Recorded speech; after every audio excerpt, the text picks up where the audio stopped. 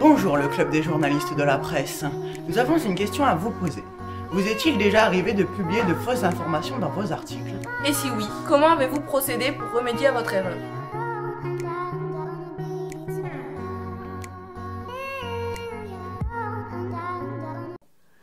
Oui, bien sûr, Lucie et Amaury, on peut diffuser des informations qui ne sont pas justes, qui sont sans être totalement fausses, elles peuvent être incomplètes, elles peuvent être imprécises.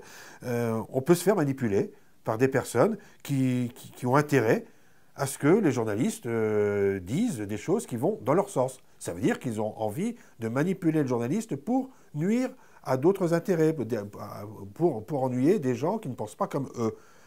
Alors, c'est pour ça aussi que le journaliste doit faire attention. Le journaliste peut aussi se tromper. Il peut se tromper tout simplement parce qu'on lui dit la vérité, on lui donne de bonnes informations, mais il peut mal interpréter, il peut mal comprendre et donc mal traduire.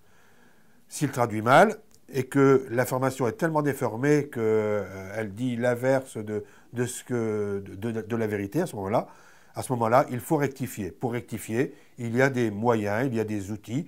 L'outil le plus connu, c'est le rectificatif. Dans la presse écrite, on publie quelques petites lignes au même endroit où se trouvait l'information, le plus souvent, et on met rectificatif.